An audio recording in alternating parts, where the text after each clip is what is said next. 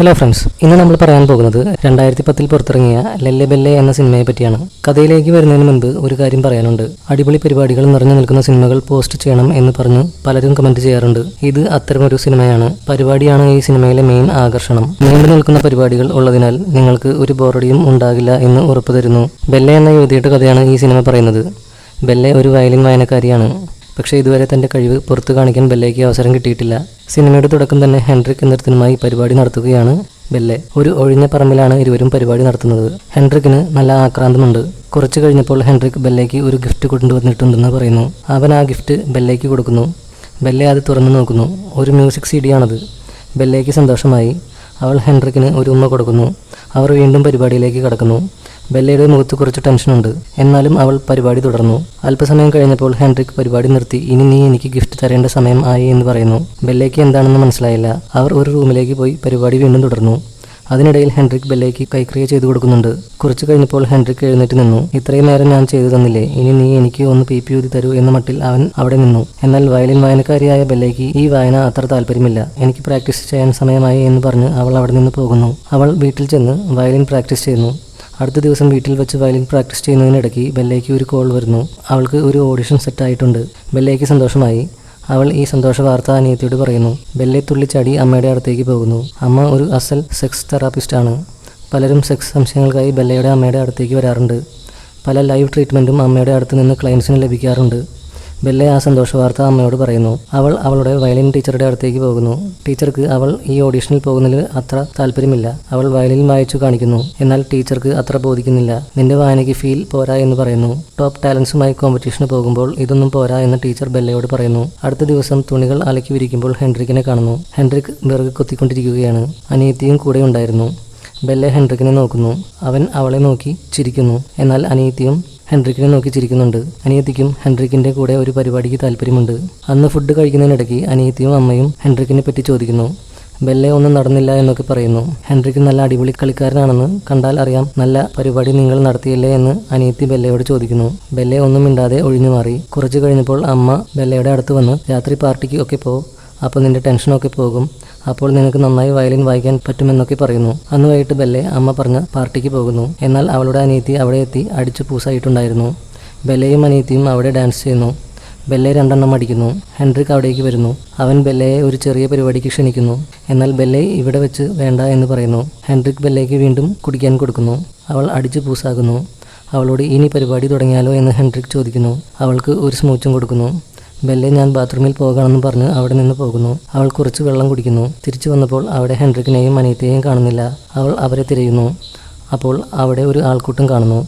Bale അവിടേക്ക് പോകുന്നു. അവിടെ ചെന്നപ്പോൾ ബെല്ലയുടെ അനിയത്തിയും ഹെൻഡ്രിക്കും ചേർന്ന് പരിപാടി നടത്തുന്നു. എല്ലാവരും നോക്കി നിൽക്കുമ്പോൾ അതിൻ്റെ നടുവിൽ വെച്ചാണ് അവർ പരിപാടി നടത്തുന്നത്. അനിയത്തി നല്ല ആവേശത്തിലാണ്. അവൾ നല്ല എക്സ്പീരിയൻസ് ഉള്ള പോലെ പരിപാടി നടത്തുന്നു. ഇത് കണ്ടപ്പോൾ ബെല്ലയുടെ കിളി പോയി. അവൾ അവിടെ നിന്ന് ഓഡീഷൻ നടക്കുന്ന സിറ്റിയിലേക്ക് പോകുന്നു. അവിടെ ചെല്ലുമ്പോൾ ഒരുപാട് പേര് പാർട്ടിസിപ്പേറ്റ് ചെയ്യാൻ ഇരിക്കുന്നത് കാണുന്നു. ബെല്ലയ്ക്ക് ആകെ ടെൻഷനാകുന്നു. അപ്പോഴേക്കും അവളുടെ കൂട്ടുകാരി അവിടേക്ക് വരുന്നു. ബെല്ലയ്ക്ക് സന്തോഷമായി. ബെല്ലയുടെ ടെൻഷനൊന്നും വേണ്ട, നന്നായി പെർഫോം ചെയ്യാൻ കൂട്ടുകാരി പറയുന്നു. ബെല്ലെ ഓഡീഷന് പോകുന്നു. അവൾ സ്റ്റേജിൽ കയറുന്നു. വയലിൻ വായിക്കുന്നു. എന്നാൽ അവൾക്ക് നല്ല ടെൻഷൻ ഉണ്ട്. അതുകൊണ്ട് തന്നെ മര്യാദയ്ക്ക് വായിക്കാൻ പറ്റുന്നില്ല. അവൾ നിരാശയോടെ അവിടെ നിന്ന് ബാത്റൂമിലേക്ക് പോകുന്നു. അവിടെ നേരിയ വെളിച്ചം മാത്രമേ ഉണ്ടായിരുന്നുള്ളൂ. ബെല്ലെ അവിടെ വിഷമത്തോടെ നിൽക്കുന്നു. അപ്പോൾ ഒരാൾ അവിടേക്ക് വരുന്നു. ബെല്ലയുടെ പുറകിൽ വന്ന് പിടിക്കുന്നു. അവൾ ഒന്നും പ്രതികരിക്കുന്നില്ല. അയാൾ ബെല്ലയോട് ചെവിയിൽ കുറച്ച് കാര്യങ്ങൾ പറയുന്നു. അയാൾ ബെല്ലയുടെ പല സ്ഥലങ്ങളിൽ ഞെരുക്കുന്നു. ബെല്ലെ ഒന്ന് സുഖിച്ചു. അയാൾ പെട്ടെന്ന് പരിപാടി നടത്തി അവിടെ നിന്ന് പോകുന്നു. ബെല്ലയ്ക്ക് ആ പരിപാടി കഴിഞ്ഞപ്പോൾ ഒരു ഉന്മേഷവും ആത്മവിശ്വാസവും തോന്നുന്നു. അവൾ നേരെ സ്റ്റേജിലേക്ക് പോകുന്നു. നല്ല അടിപൊളി വായന അവൾ നടത്തുന്നു. ആ അപരിചിതം ചെയ്ത പരിപാടി ബെല്ലയ്ക്ക് നല്ല കോൺഫിഡൻസ് കൊടുത്തു. ആ പെർഫോമൻസ് ജഡ്ജസിന് ഇഷ്ടപ്പെടുന്നു. പരിപാടി കഴിഞ്ഞപ്പോൾ ആരാണ് തന്നെ പിഴിഞ്ഞത് എന്നറിയാൻ അവൾ സ്റ്റേജിൻ്റെ പുറകിലേക്ക് വരുന്നു. അവിടെ ജഡ്ജസിൽ ഒരാൾ നിൽക്കുന്നത് കാണുന്നു.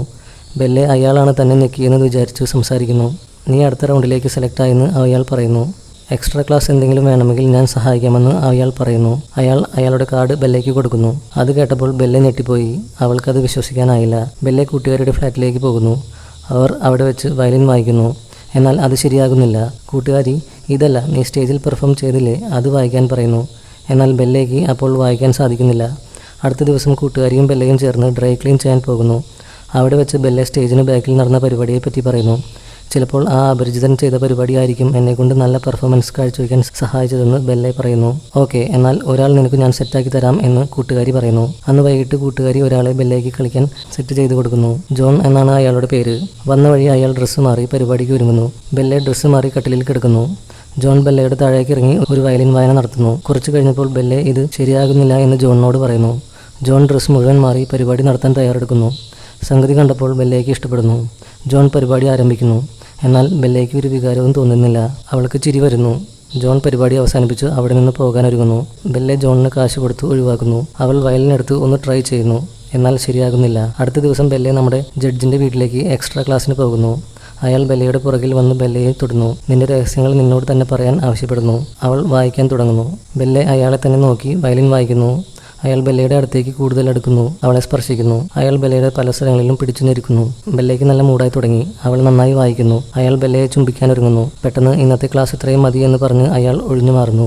ബെല്ലെ വീട്ടിലെത്തുന്നു. നല്ല ആവേശത്തിലാണ് ബെല്ലെ. വയലിനെടുത്ത് 1.5 വായന നടത്തുന്നു. അപ്പോൾ അവൾക്ക് നന്നായി വായിക്കാൻ സാധിക്കുന്നു. കൂട്ടുകാരി ഇത് കാണുന്നു. ബെല്ലയ്ക്കും കൂട്ടുകാരിക്കും സംഗതി പിടികിട്ടുന്നു. അടുത്ത ദിവസം കൂട്ടുകാരി ബെല്ലയെ ഒരു ബാൻഡിൽ കൊണ്ടുപോകുന്നു. അവിടെ അവളുടെ കൂട്ടുകാരെ ബെല്ലയ്ക്ക് പരിചയപ്പെടുത്തുന്നു. അതിൽ ഒരുത്തന്നെ ബെല്ലയ്ക്ക് ഇഷ്ടപ്പെടുന്നു. അവൻ അവളെ നോക്കുന്നു. അവൻ്റെ പേര് ജെസ്സെ എന്നാണ്. അന്ന് രാത്രി കിടക്കുമ്പോൾ ബെല്ല ജെസ്സയെ പറ്റി കൂട്ടുകാരിയോട് ചോദിക്കുന്നു. അവൻ എൻ്റെ ബോയ് ഫ്രണ്ട് ഒന്നുമല്ല എന്ന് കൂട്ടുകാരി ബെല്ലയോട് പറയുന്നു. അവർ കുറച്ച് കഴിഞ്ഞപ്പോൾ ഒരു പാർട്ടിക്ക് പോകുന്നു. അവർ ഒരുമിച്ച് ഡാൻസ് കളിക്കുന്നു.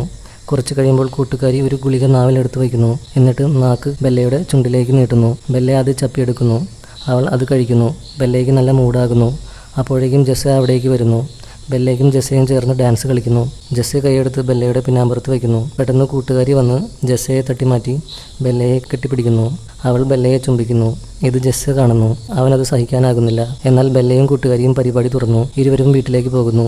അവർ പരിപാടിയുടെ ബാക്കി അവിടെ തുടരുന്നു. ഡ്രസ്സൊക്കെ ഊരി മാറ്റി അവർ പരിപാടിയിലേക്ക് കടന്നു. കൂട്ടുകാരി ബെല്ലയ്ക്ക് ഒരു വയലിൻ വായിച്ചു കൊടുക്കുന്നു. എന്നാൽ ബെല്ല ചിരിക്കുന്നു. അത് കണ്ട കൂട്ടുകാരി ബെല്ലയുടെ കൈ അവളുടെ കാലിനിടയിൽ കൊണ്ടുവച്ചിട്ട് നീ എനിക്ക് ചെയ്തു തരാൻ പറയുന്നു. ബെല്ലെ കൈക്രിയ ആരംഭിക്കുന്നു. കൂട്ടുകാരി സുഖം കൊണ്ട് ഓരിയിടുന്നു. ഇതെല്ലാം ബെല്ലെ നോക്കി കാണുന്നു. കൂട്ടുകാരിക്ക് പോകുന്നു. അത് കഴിഞ്ഞപ്പോൾ കൂട്ടുകാരി കൈക്രിയ ബെല്ലേക്ക് ചെയ്തു കൊടുക്കുന്നു. ആ പരിപാടിയിൽ ആദ്യമായി ബെല്ലേക്ക് പോകുന്നു. അടുത്ത ദിവസം ബെല്ലെ നേരം വൈകി എണീക്കുന്നു. കൂട്ടുകാരിയെ കാണുന്നു. അവൾ ഇന്നലെ നടന്ന കാര്യങ്ങൾ ഓർക്കുന്നില്ല. ബെല്ലെ കൂട്ടുകാരിയോട് ഞാൻ ജെസ്സയെ ഇഷ്ടപ്പെടുന്നു എന്ന് പറയുന്നു. കൂട്ടുകാരിക്ക് അത് കേട്ടപ്പോൾ സങ്കടമായി. അവൾ അവിടെ നിന്ന് പുറത്തേക്ക് പോകുന്നു. ബെല്ലെ കൂട്ടുകാരിയെ തേടി ബാൻഡിലേക്ക് വരുന്നു. ജെസ്സയെ കാണുന്നു. അവർ സംസാരിക്കുന്നു.